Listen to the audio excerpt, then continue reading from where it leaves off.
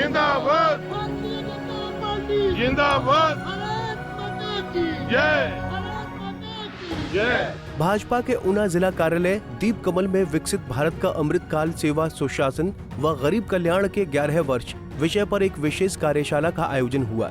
इस अवसर पर हमीरपुर संसदीय सीट से सांसद अनुराग ठाकुर ने बतौर मुख्य वक्ता अपनी उपस्थिति दर्ज करवाई। उन्होंने प्रधानमंत्री नरेंद्र मोदी के नेतृत्व में बीते 11 वर्षों में देश की विकास यात्रा, कल्याणकारी योजनाओं और सुशासन की उपलब्धियों पर विस्तार से प्रकाश डाला। लगे हाथ उन्होंने कांग्रेस नेता राहुल गांधी द्वारा चुनाव आयोग पर किए गए टिप्पणी को लेकर भी जमकर पलटवार किया, जबकि मुख्यमंत्री द्वारा भाजपा में 5 गुट होने के बयान को लेकर भी अनुराग खूब बरसे। इस मौके पर भाजपा के पूर्व प्रदेश अध्यक्ष और ऊना के विधायक सतपाल सिंह सत्ती सहित जिला के सभी बड़े नेता भी मौजूद रहे। अनुराग ठाकुर ने कार्यकर्ताओं को संबोधित करते हुए कहा कि मोदी सरकार ने सेवा, सुशासन और गरीब कल्याण के मंत्र पर चलकर देश को नई दिशा दी है। उन्होंने आयुष्मान भारत योजना, उज्ज्वला योजना, पीएम किसान सम्मान निधि, जल जीवन मिशन और डिजिटल इंडिया जैसी योजनाओं का जिक्र करते हुए बताया कि इन योजनाओं ने न सिर्फ लोगों की जिंदगी को आसान बनाया, बल्कि भारत को वैश्विक मंच पर नई पहचान भी दी। उन्होंने कहा कि देश भर में आधुनिक शिक्षण संस्थानों की श्रृंखला को खड़ा करते हुए छात्र वर्ग को विश्व समुदाय के बराबर लाकर खड़ा किया है। उन्होंने राहुल गांधी द्वारा चुनाव आयोग पर फिक्सिंग करने के आरोपों को लेकर भी जमकर हमला बोला। उन्होंने कहा कि कुछ लोग अनाप शनाप बयानबाजी करके मीडिया में अपने आप को बनाए रखने की नाकाम कोशिश कर रहे हैं। कांग्रेस का स्तर इस हद तक गिर चुका है कि कांग्रेस के नेता आतंकवादियों से भारत के सांसदों की तुलना करने में भी गुरेज नहीं कर रहे। उन्होंने आरोप लगाया कि राहुल गांधी भारत और भारतीय सेना को नीचे दिखाने के लिए पाकिस्तान के एजेंडे पर काम कर रहे हैं। उन्होंने कहा कि कांग्रेस की ये पुरानी आदत हो चुकी है कि चुनाव हारने के बाद संवैधानिक संस्थाओं पर सवाल खड़े करना और चुनाव जीत जाने के बाद उन्हें भूल जाना। उन्होंने कहा कि ये ऐसे लोग हैं जिनका देश के किसी भी सिस्टम पर कोई विश्वास नहीं है और केवल मात्र देश की बुराई करने का काम कर रहे हैं।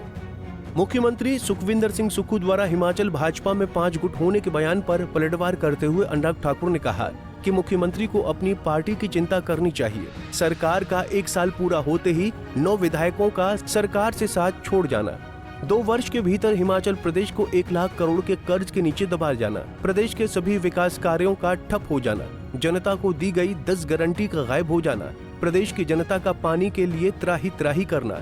ऐसे ही कई सवाल हैं जिनका जवाब मुख्यमंत्री को जनता के बीच जाकर देना ही पड़ेगा। अब वो ज्यादा दिन तक जनता के सवालों से भाग नहीं पाएंगे।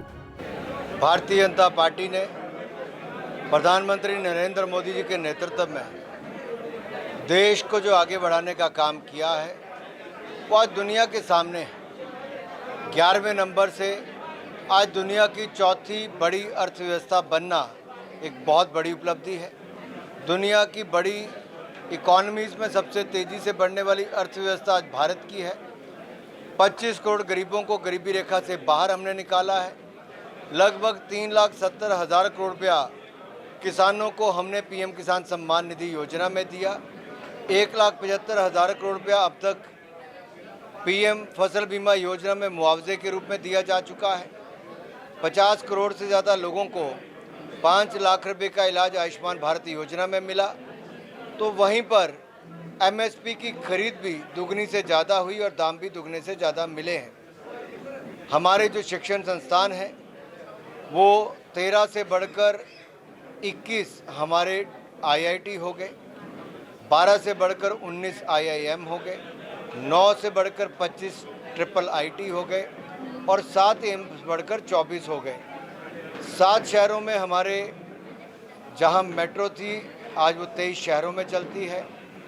74 एयरपोर्ट थे, आज 160 एयरपोर्ट हो गए हैं। और यही नहीं, हमारी जो मेडिकल कॉलेज की सीटें थी एमबीबीएस की वो 50,000 से बढ़कर 1,09,935 हो गई और 31,000 पोस्ट ग्रेजुएशन की सीटें बढ़कर लगभग 63,000 हो गई हैं। ऐसी अनेकों उपलब्धियां हैं जो जनता को बतानी है।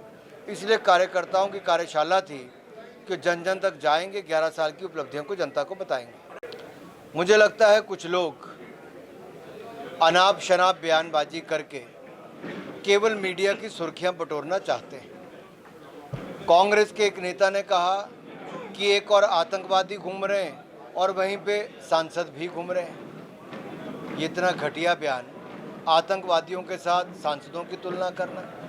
दूसरा, राहुल गांधी जी का बार बार बयान, जहां भारत को और भारतीय सेनाओं को नीचा दिखाने के लिए पाकिस्तान का एजेंडा सेट करने का वो काम कर रहे हैं। वहीं पर संवैधानिक संस्थाओं पर इलेक्शन कमीशन हो या फिर ईवीएम वोटिंग मशीन हो, इन पर बार बार प्रश्न चिन्ह खड़े करना और जब अपनी सरकार बन जाए तो भूल जाना, ये दिखाता है कि ये लोग केवल व्यवस्थाओं को तोड़ने वाले हैं, व्यवस्थाओं पर प्रश्न चिन्ह खड़ा करने वाले हैं और इनका किसी सिस्टम में विश्वास नहीं।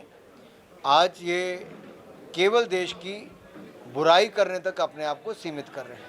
मुझे लगता है उनको कांग्रेस पार्टी की चिंता करनी चाहिए। एक सरकार के 1 साल के अंदर ही 9 विधायक छोड़कर चले जाए और यही नहीं, 1 साल 2 साल के अंदर वो राज्य को 1 लाख करोड़ रुपए के कर्जे के नीचे दबा दे, राज्य के विकास कार्य ठप हो जाएं, 10 गारंटियां कहीं दिखती नहीं और जनता पानी के लिए त्राही त्राही कर रही है।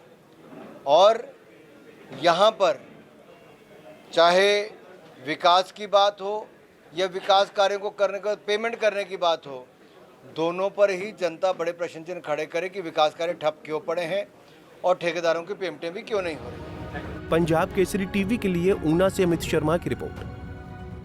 हमसे जुड़े रहने के लिए हमारे YouTube चैनल को सब्सक्राइब करें और नई वीडियो की नोटिफिकेशन के लिए बेल आइकॉन को दबाएं। अगर आप ये वीडियो Facebook पर देख रहे हैं तो लाइक जरूर करें और ज्यादा से ज्यादा शेयर करें। इसी तरह के और भी अपडेट्स के लिए फॉलो करें हमारा Instagram पेज himachal.ke।